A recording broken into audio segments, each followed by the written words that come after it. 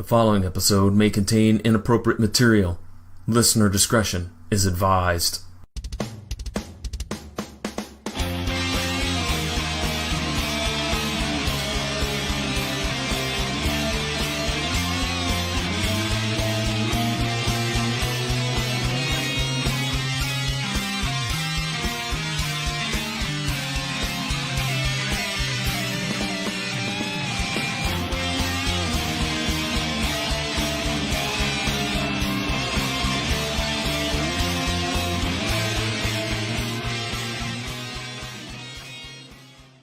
Everybody, welcome to another wonderful, fabulous, and dare I say lovely episode of Mattalk. I am joined today by the lovely and beautiful John Orlando, and the two of us got to introduce Nancy Stafford. Who is Nancy Stafford, you may ask? Why, she played Michelle Thomas on that little show that we all enjoy called Matlock. Can I interject for a moment? I would like to say thank you for the compliments that I'm lovely, I think. But it was truly delightful to talk to Nancy Stafford. And Jason, we got a lot of people we got to thank. Yeah. And first off, I want to say the Matlock TV show fan club and the Matlock 35th anniversary fan club that we're a part of. You guys really came out to help us with this interview, supplying your questions. Although we didn't get to all of them, we got to a lot of them. And we plan on doing this more as we get more cast members on the show, because we want you guys to be able to participate with us on what we're doing and what's going on, because you guys are fans just like we are. Even though you're not sitting in front of the two microphones, it doesn't matter. You're still, in John and I's world, you're still part of this podcast, and we want to get as many voices heard as possible when we do these interviews. So thank you. All right, Jason, shall I go first or you go first with the list of names? We divided them up a little bit here. I will go first. Okay, go right ahead. I'm going to start with my man, Curtis Wayne Lanchios. And I'm sorry if I butcher any of these names. It's done with love, I promise. Kwong Mowbray, Carol Smothers, Ben White, Kelly Kleckner Napier. Ben White, have you ever thought about changing your last name to Matlock? Just an honest question. Brian Bumgardner, Agnes Duffner, Christelle Mills, Elizabeth McCoy, Robin S. Lippy, Paul Manning, Gio Howe, Michelle Benson, Northern, Dan Esposito. Let me see what I got on here. Make sure I got everybody.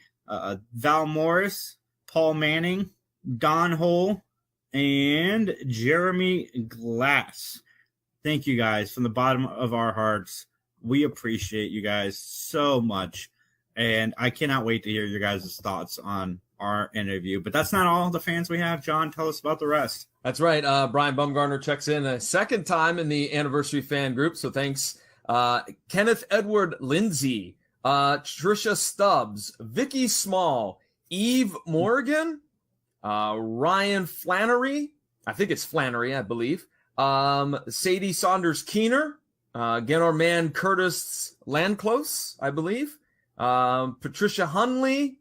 Let's see. I'm scrolling down. Let's see. Wilbur Archduke Ferdinand. Let me just tell you, that's a hell of a name. Let's just be honest there. Mark Kowalski, Jane Parks McKay. Let's see. We got a few more here. As I'm scrolling down, I got the long list. How did this happen? Anyways, I just talk faster. You just talk faster. Yeah, that's probably it. You're absolutely correct on that. I think we got everybody. We do, and I will say the exact same thing that Jason said. Thank you so very much for participating, sending in your questions, your comments. It was an awesome experience to talk to Nancy Stafford. And as we mentioned on our last episode, we thought about releasing this in January, but we decided we should end the year with a bang, so to speak. And so we're excited to bring it to you. Jason, real quickly, do you have any highlights? If you could pick one highlight from our conversation with Nancy, can you share that? Oh, man, there's a lot of fun moments, and the one highlight I really have, the thing that really sticks out in my mind, is finding out that Keen Holiday is not actually Keen Holiday, but Kenny Holiday. You know, we got told that off air, but then here's the funny part: other people were still calling Keen. Like, if you remember, I mean, you go back and listen to our interview with Linda Pro, I believe she refers to him as Keen. So it's weird. That's weird. We need somebody to give us the exact pronunciation. Folks, in the Facebook groups. Let us know what you think it is. In fact, maybe this would be a good time to let everybody know where they can get in touch with us, right, Jason? But if you're gonna let us know, spell Kenny Kenny. We will know what you mean. But that's the only way to like differentiate the way that you would pronounce it. Because if we all write Keenan or Kene, then we're all gonna assume it's we're all gonna be still screwed, right? Yeah. Okay. Where can folks get in touch with us?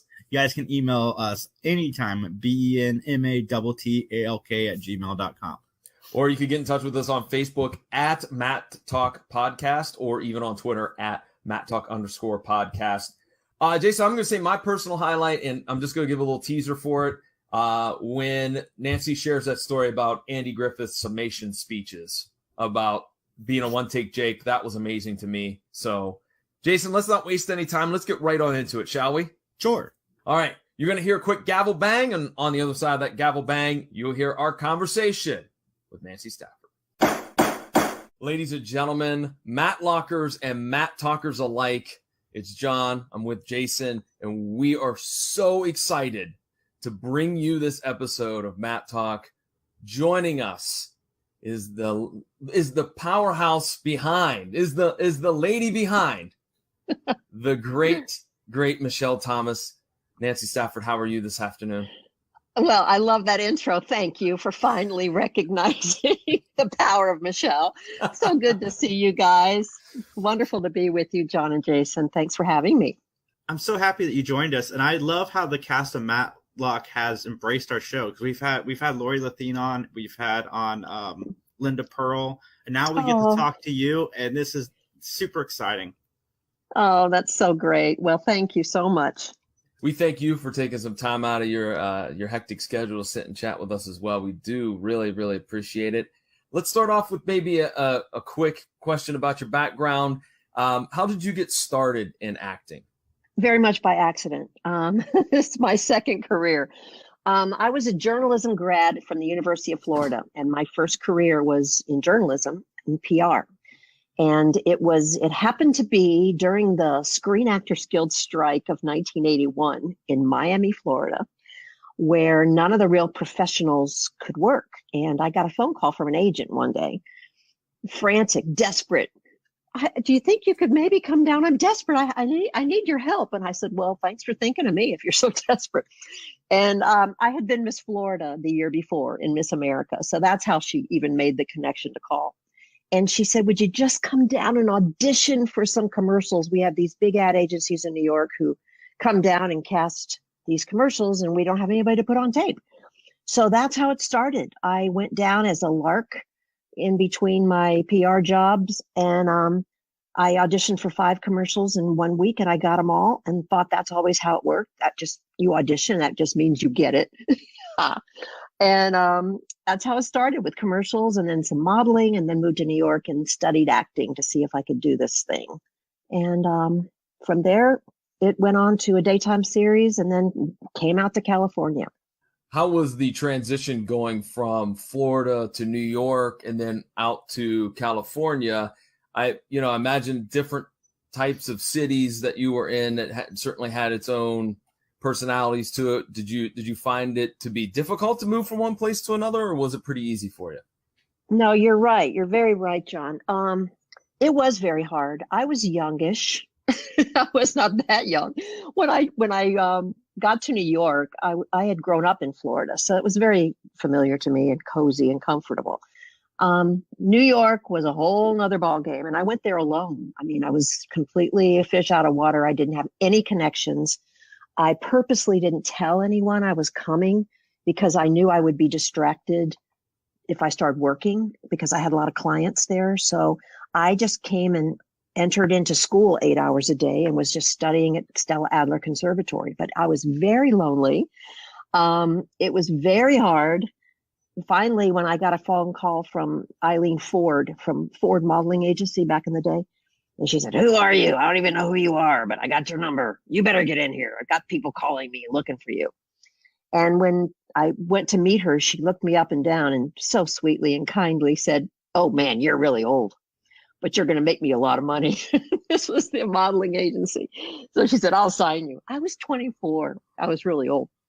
So then I started working a lot and got busier, and that helped. And by the time I left New York, which was about 3 years later, I loved it. And I didn't, then LA was trepidatious for me. I didn't really know anybody there. I was flown out to screen test for a number of pilots for TV shows. I went to network a couple times, but I didn't get anything. But everyone kept telling me, but you're going to network. That's good. And I went, oh, okay, that's good. So there seemed to be enough interest, and my soap had been canceled. So I came out to LA again, knowing nobody. So, and each town does have its own personality and challenges. But I've been here now for 30 some odd years, and this feels like home to me. That's awesome. So your first big role was on St. Elsewhere, and you worked with some juggernauts. So juggernauts now: Howie Mandel, Ed Begley Jr., David Morris, William Daniels, Denzel Washington. Like, yeah, what was that experience like? Well, we didn't cross paths that often in our scenes, but he was a powerhouse. He was, well, they all were. I mean, these are amazing characters and talents. But he always had, you always knew he was destined for something huge.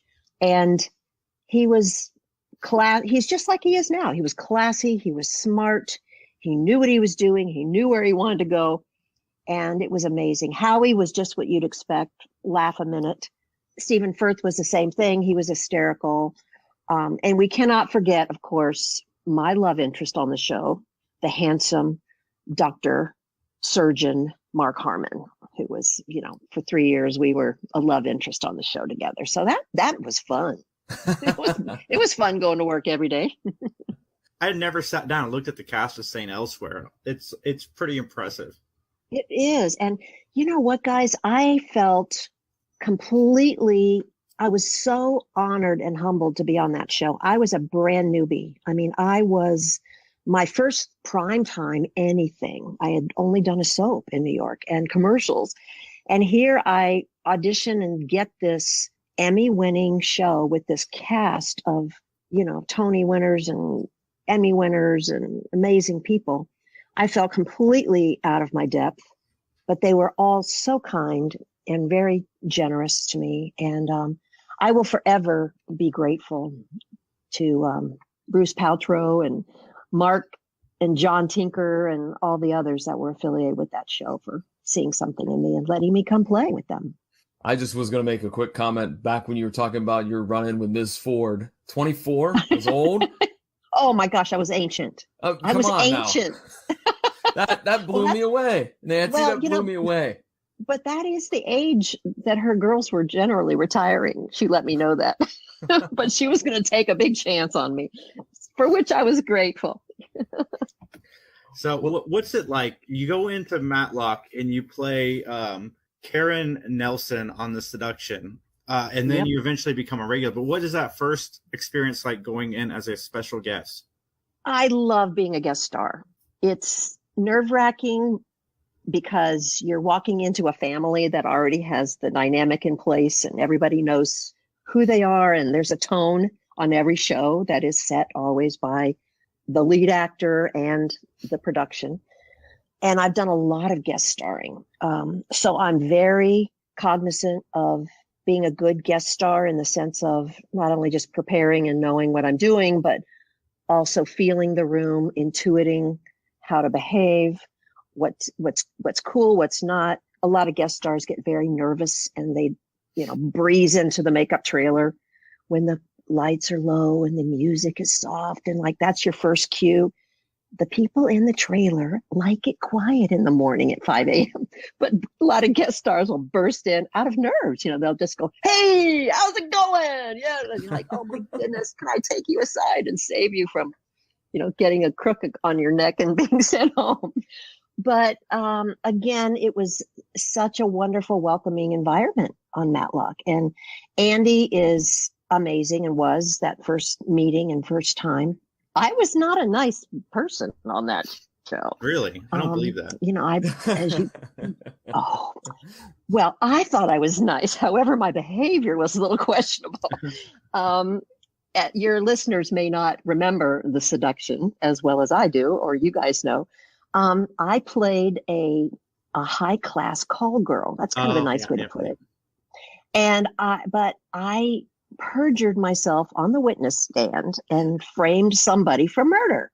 So what's the big deal, And but I'm of course found out at the end. And so when that show ended, I enjoyed it so much, had a great time with everyone, but then went off to go do whatever I was going to do next, which happened to be another TV series for Disney and ABC called Sidekicks.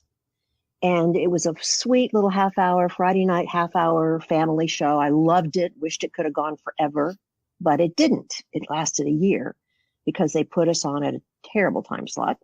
But 9:00 on a Friday night for a sweet little family show didn't work. So we got canned after a year. And just so happened that that was the time that our mutual friend Linda, who I adore, had left the show, and they were now looking for Andy's new sidekick to be his new law partner.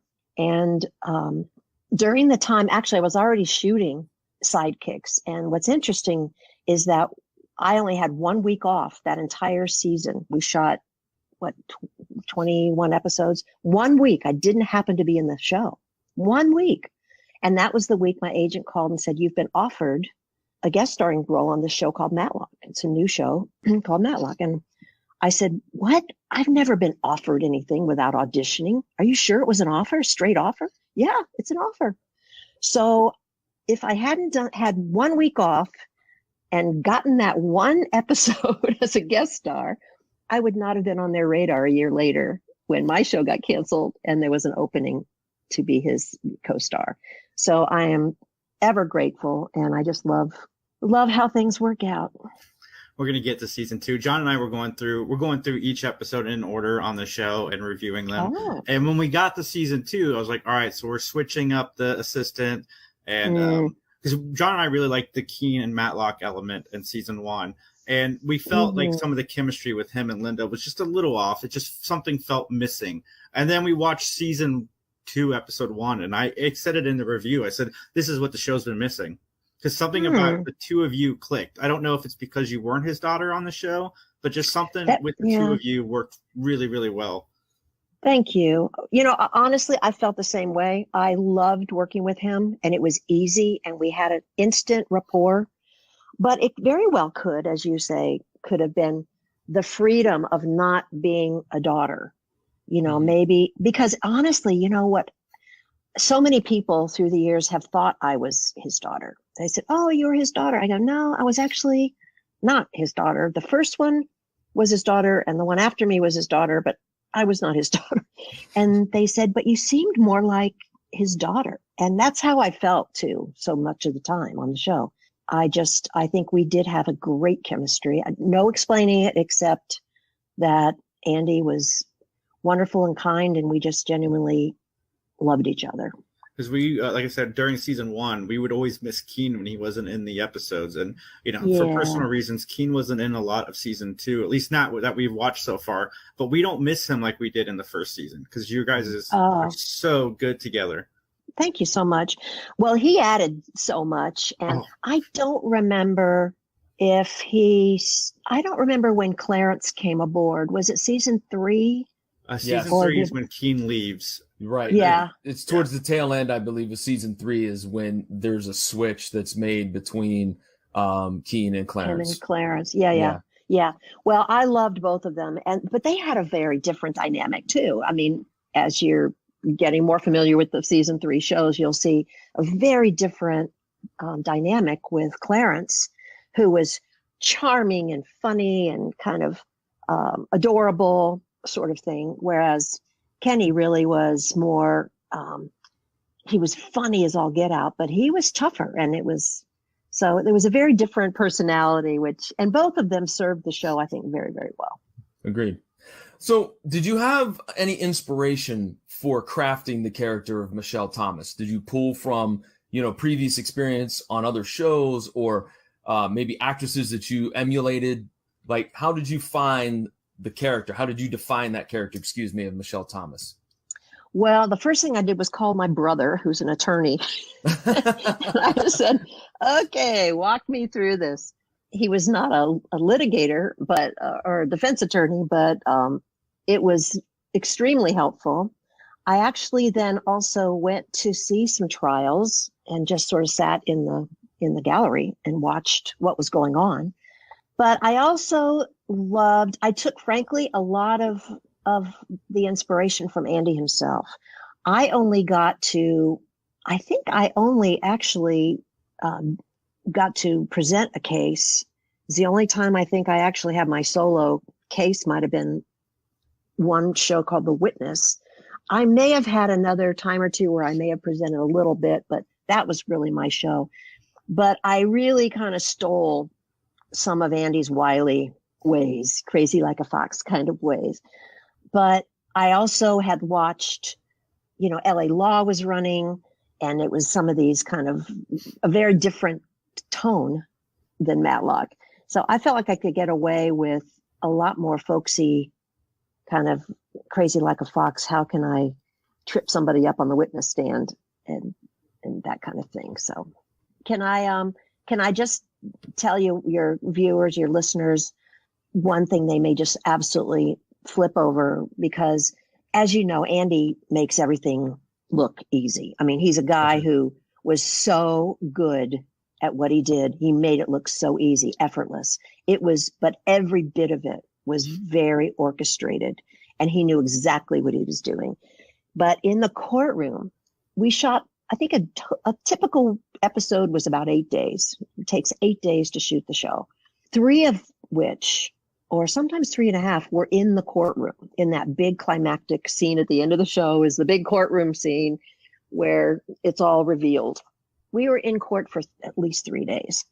Andy would, at the very end, where he did his big summation speech, where he, comes in and he addresses the jury and the judge and the defendant and the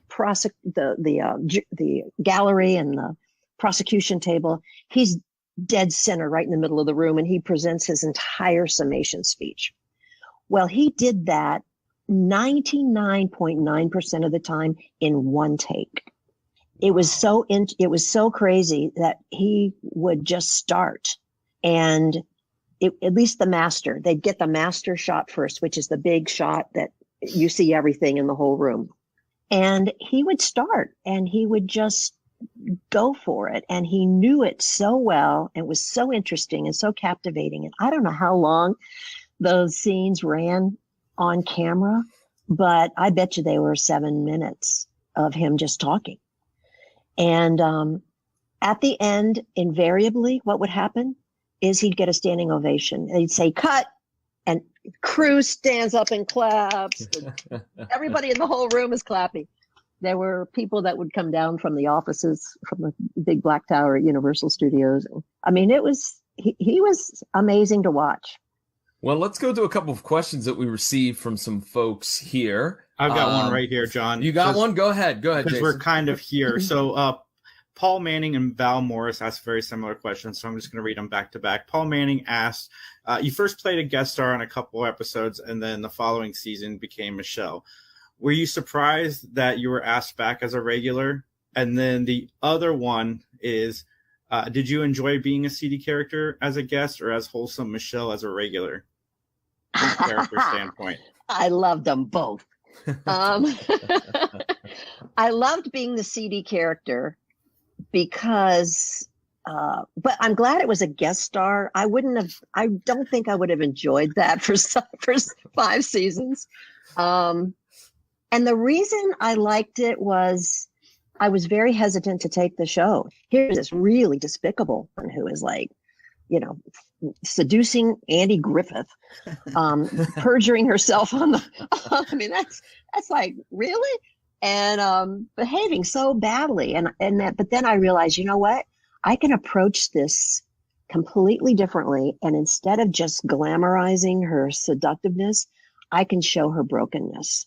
That's what I decided to do. And I think that was part of what struck them about, wow, maybe there's something more to her than just some sexy thing that is a bad guy, a one-note bad guy. so I enjoyed both very much, but I absolutely loved Michelle. And I loved finding her nuances and different things through those 5 seasons. The fact that she could never get a man. I mean, poor Michelle. That was Andy's thing. He finally they kept bringing me love interests that were horrible. And it just never worked out. And then Andy finally ended up saying in the script, I think he added it, but he's like, poor Michelle, she just can't get a man. So, but I did love that woman. So yeah. That's and not fair. But Linda Pearl had a new one every episode, and they couldn't give you. No. I don't know if it was me. I don't know what it was, but it never worked out for poor Michelle. All right, let's. Did I miss one of those other questions? No, you nailed got it. them both. Yeah. Oh. Go ahead. I will say one other quick thing, John, before you Sure. pop in. The question about was it weird going from a bad guy to the wholesome Michelle? So that is a question I actually asked our producers the first day I'm on set, and very nicely. But I said, aren't your viewers gonna like wonder? Wait a minute, weren't you here like last season, and weren't you in prison? And and they both, this sadly, it kind of shows you what producers think of their audience, but they all wave their hand away and say, no, nobody will ever notice. Well, that is probably my number one question through the years has been, wait a minute, weren't you that seductress that, purged herself? So I just explained it that while she was in prison, she went to law school. She got her degree. I actually have a follow-up. So your first episode on the show was in London. How does London know to call Ben Matlock in Atlanta, Georgia? That's something I remember. That's a very good question, but I think I remember that the person who either was our victim who died or somebody was a friend of Andy's from the States. And I think it was his son who was being charged with the murder, which I guess is how he got involved. But how I got involved, that's what I really don't remember. Was I with the big law firm that was kind of handling? You were the attorney for one of the big wigs that was a suspect for a while. So we love to joke about it that Ben Matlock's so darn good at his job, people from other countries will call him. So that's right. Oh man, if there'd been one final 10th season, wouldn't it have been fun if every episode he's in another country? Yes. That would have been funny, from everything from Belize and Nice, France to Kenya. He could have gone global.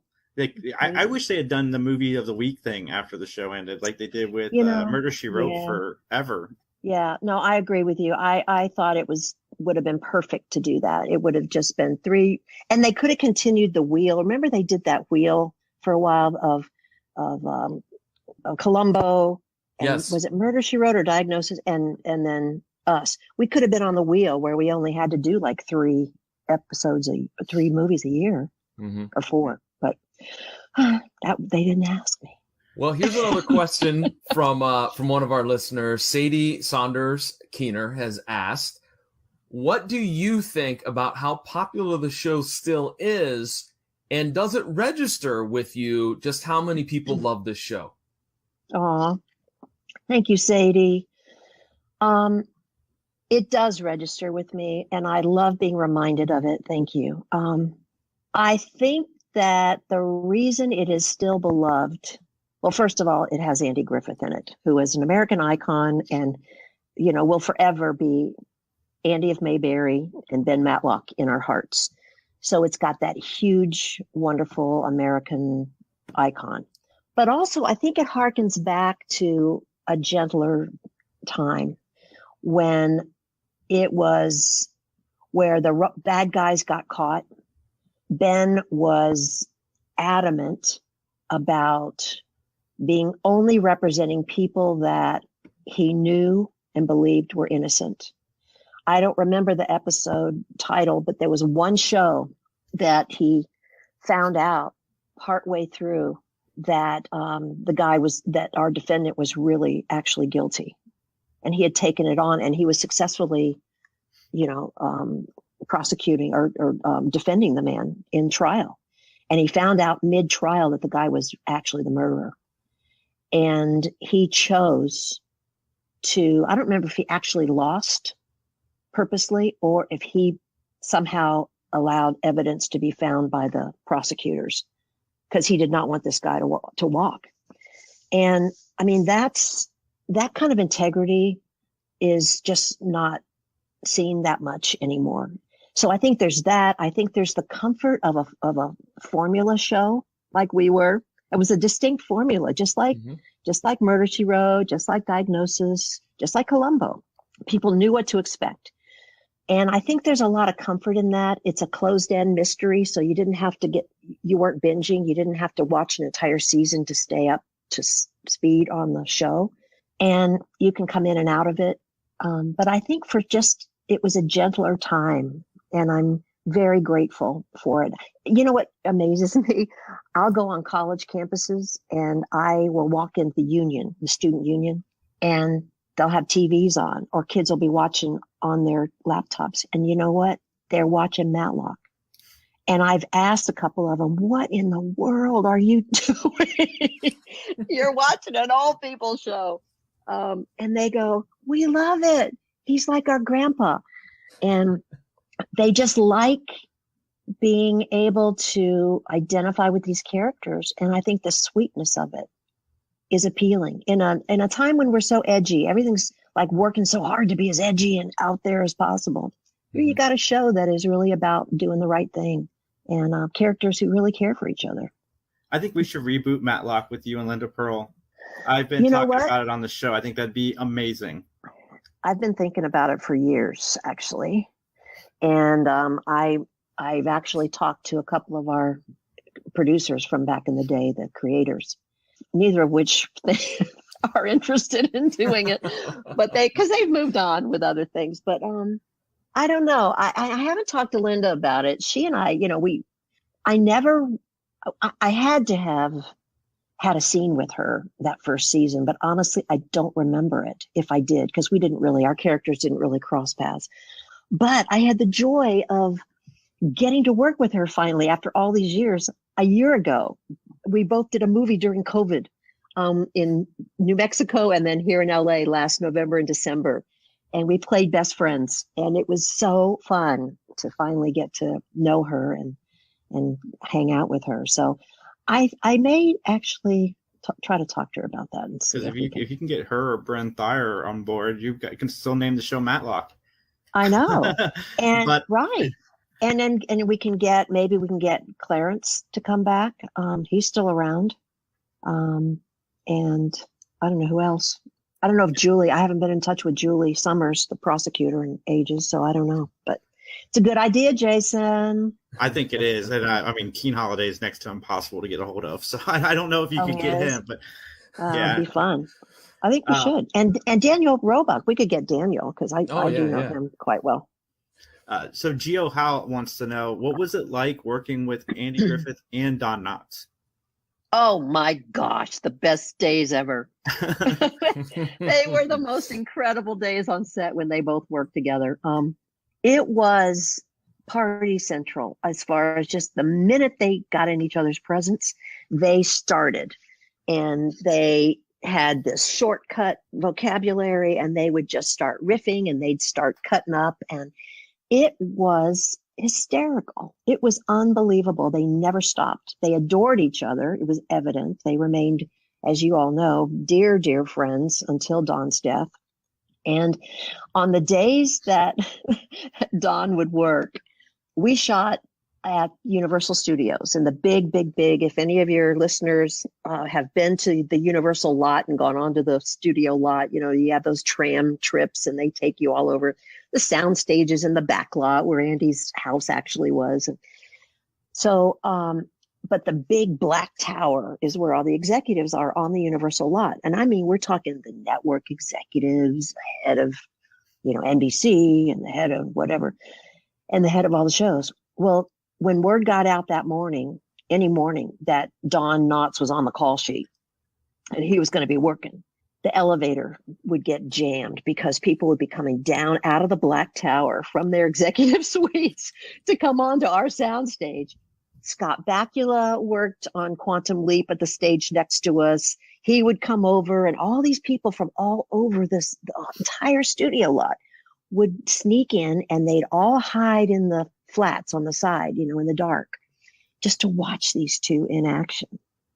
And then it never disappointed. They were always hysterical, and it was an absolute sheer delight. I felt like I was sitting in on history every single time. And Don was the loveliest guy. Some of your listeners may not realize that he was incredibly shy, very, very formal. Every time I saw him, he would do a slight little bow and, "Oh, Nancy, it is so good to see you again." Yes, quiet, shy. And then as soon as the cameras rolled, he'd turn right back into that little bumbling kind of over the top character that he was on Matlock, as well as, of course, the Griffith Show. But it was a joy. Jason, do you have any other questions from some of our listeners? I have just two more things. Okay. One, Carolyn Collins just wants me to let you know that she loves you. And I love you, Carolyn. Thank you so much, sweetie. And Jeremy Glass wants to know about when you left the show. What was maybe some of the reasons you left, or what was happening? Was it the move to North Carolina? It was the move. Here's what's crazy. The show had been a workhorse for NBC for years and years and years, but we got canceled. The network thought we skewed gray was their term, and they were wanting demographics that were 18 to 24-year-olds, and that wasn't us. So we knew the writing was on the wall, like a couple episodes by the end of that 6th season. But then when it was announced that, we have been canceled, even though we're in the top 20, I mean, so sad. But ABC then came up to the plate, and they said, "Okay, well, we'll pick it up.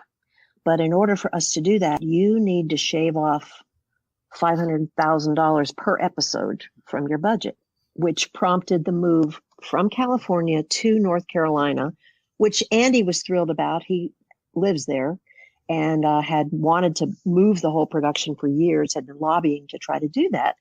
And it fell on deaf ears, but now he had a chance to do that and to indeed save a lot of money. And I had just gotten married the year before for the first time. I'm a 35-year-old gal who had just gotten married. And so I thought, you know what? I've loved this. This has been a great ride, but I'm not going to wait till I'm 35 to get married for the first time and then go do a TV show in another state. So that's when I left the show. It was hard. But anyway, they had four more successful years after that, or three more. Did they know that little 6-year-old to 12-year-old Jason Taylor in Columbus, Ohio was watching it. Wow. Were you really, as kids? I loved the show. One, I like procedural dramas like this. I love the lawyer shows.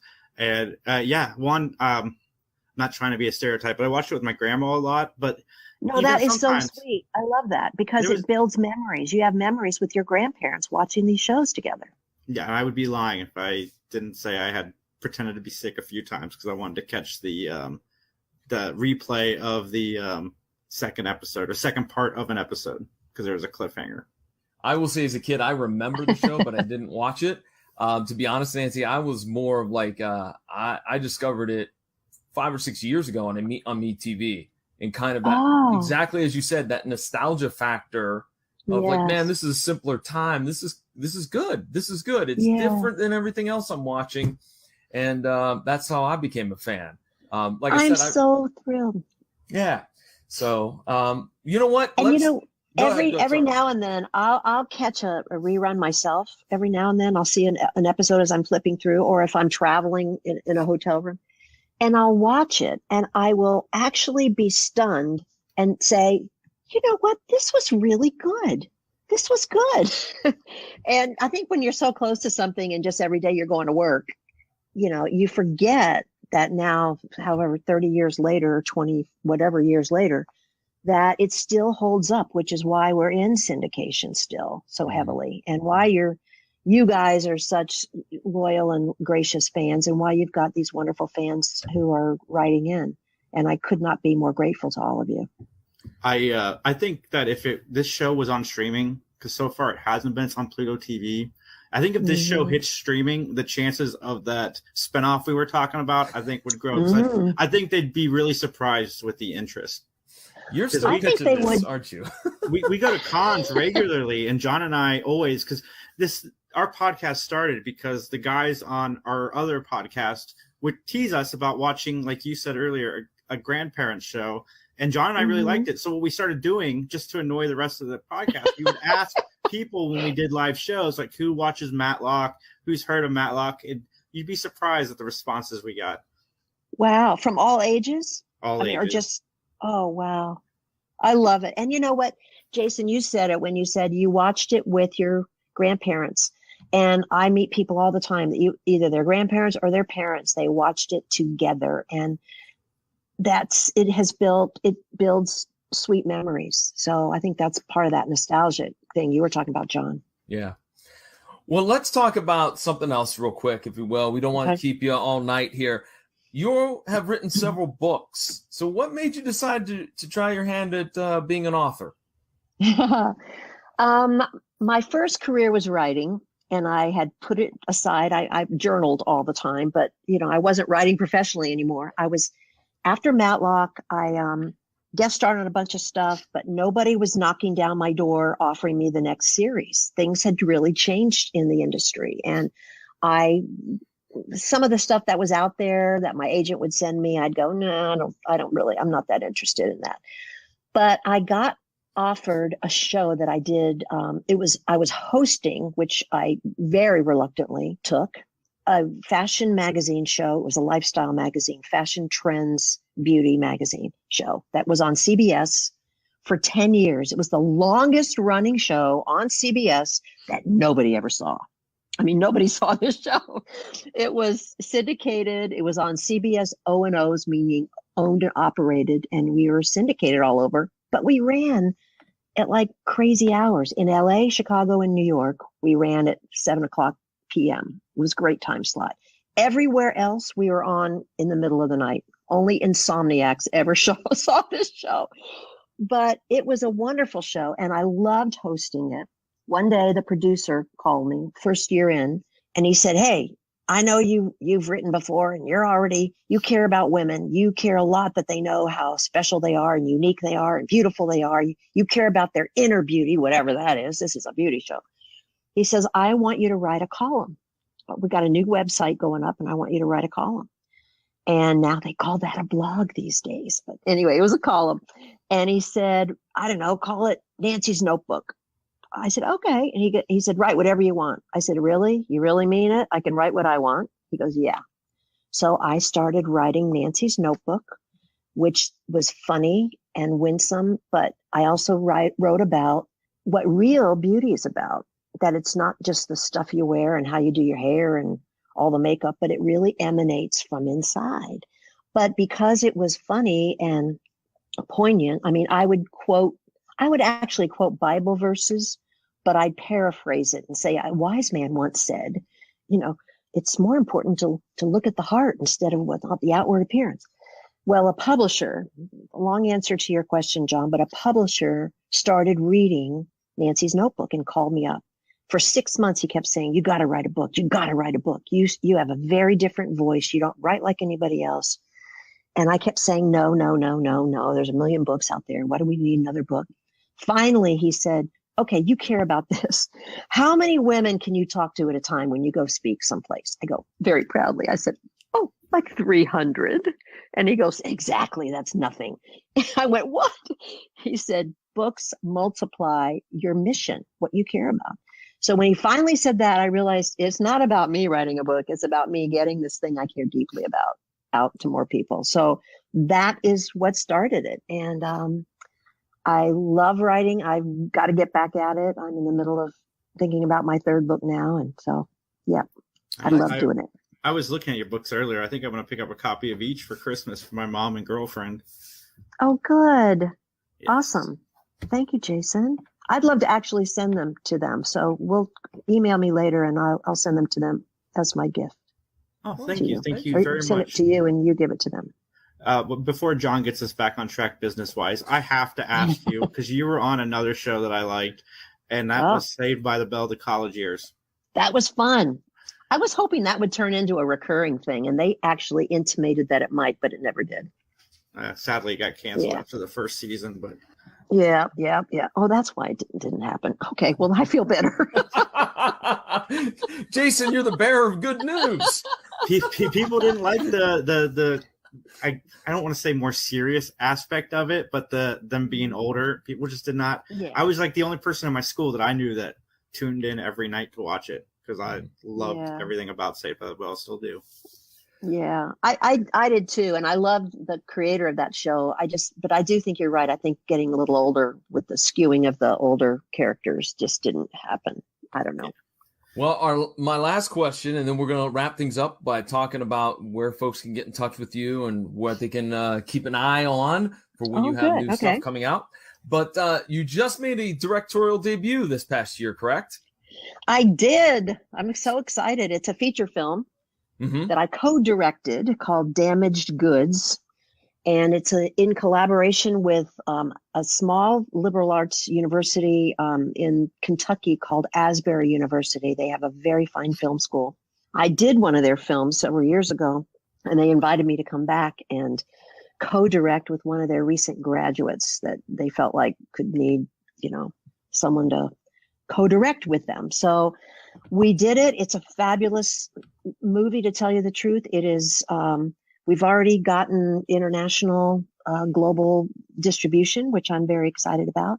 And we've got some film festival awards. So got Best Picture, Best Feature Film at the Knoxville Film Festival. And then we're finalists for 2 festivals that will announce in 2022. But we are on the last 5 movies for Best Feature Film. I'm really proud of it. It's not easy subject matter, but it's very poignant and very important subject matter. So do you have any other directorial projects in the works? There's something that's pending, but we're waiting for funding and we're waiting for the script to be finalized. It's a period Western piece that would be really fun to do. But I'm producing, which I'm very excited about. I'm part of the production team. I'm associate producer of the new worldwide stage musical of the Four Tops. You guys are way too young to even know about the Four Tops. It's one of Motown's great bands from the day. I know who the Four Tops are. Yeah, I do too. Absolutely. Yeah. Good. Well, we're doing a stage musical of the formation of the Four Tops, how they came together as this wonderful band of brothers, and it's utilizing all the great music from the show, from their repertoire, those iconic songs from Motown, including several new songs. So I'm one of the producers on that project. So it's keeping me quite busy. All right. Well, let's kind of wrap things up. Let everybody know, Nancy, where they can keep tabs on you to find out about when your next project's coming out or when the new book is coming out or anything along those lines. Would you like to plug your website, social media, and whatnot? Oh, thank you. Website, nancystafford.com. And I'm like the world's worst social media person, but I am on Facebook. So just Nancy Stafford. And I think I am on Instagram. I've got followers, which is so kind because I don't do a thing. I've got to start doing something to satisfy these followers. Anyway, I think it's at Nancy CA, Nancy Stafford CA. I think that's me. Oh my goodness. Well, you'll see my face and you'll know it's me. So anyway. Well, Nancy, thank you so very much for taking some time out of your schedule to sit down today and chat with Jason and I. And thank you to all the fans who sent in questions. Hopefully we answer them all or Nancy answered them all for you. We really do appreciate it. Thank you so very much. Yes. Thank you guys so much. And thanks to all of your fans too for joining us. This has been like a big party and I'm really grateful. So thanks for having me, guys. Thank you so much. And thanks for what you do. And thanks for loving the show. It makes me so happy. Well, there you have it, folks. Our wonderful and delightful conversation with Nancy Stafford. We've used so many awesome adjectives, haven't we, Jason, to describe this edition? Yes, because she really was wonderful. She sent some signed books to my mom, my girlfriend, and they've both received the books and really enjoyed them. Likewise, I got a couple copies too, and I got to be honest, I'm not sure who I'm going to share them with. I think maybe my aunt might get a set of them, so I think she would enjoy them. Thank you very much for the books, Nancy. Thank you very much for coming on the podcast. We really do appreciate it, and I know we've said that a million times in the last couple of weeks, but we really, truly do mean it. Jason, maybe we should fill folks in on where they could find us on other podcasting projects, albeit we are taking a little bit of a break since it is the holiday season. So tell us about what's on tap real soon for the Three Geeks podcast. The Three Geeks podcast. I first want to say that Mattalk is the only Matlock podcast officially endorsed by 3 Matlock associates. So just want to throw that out there. And we've got some irons in the fire, a little Clarence Gilead that we're working on. If anybody can find Keen Holiday, we would really appreciate it. Or Kenny Holiday, whatever he's going by this day. Just let us know, please. I'd love to talk to the guy. But you can find Three Geeks podcast. We're on a hiatus until January 9th, doing live stuff, but we will have some videos dropping. There's a Spider-Man video going to drop soon. How can we not talk about that movie? And Max and I are doing an end of the year review where we just discuss the things we enjoyed in media throughout the year and maybe some top 5s coming out for Christmas specials and so forth. So stay tuned at 3 Geeks Podcast, 3geeks.ninja, and anywhere you find podcasts. Likewise, the PVD cast is on a little break as well, returning in the first week of January. But you could check out any past episodes from this past year by going to pvdcast.com or looking it up in your favorite podcasting platform. Just search for it. I'm sure you'll find it. You know what, Jason, in a couple of days, we're going to flip the calendar.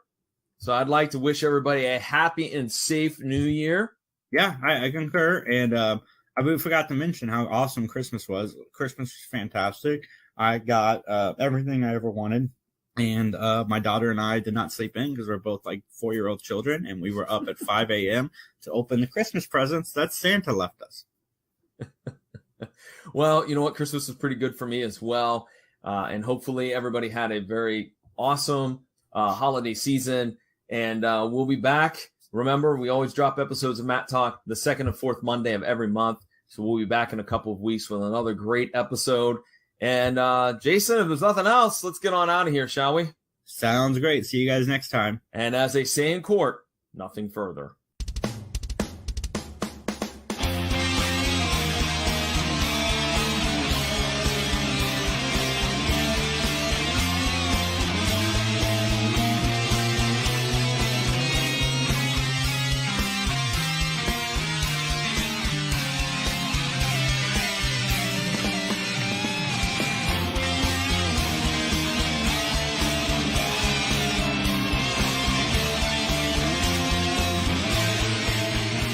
Following has been a joint production of the Three Geeks podcast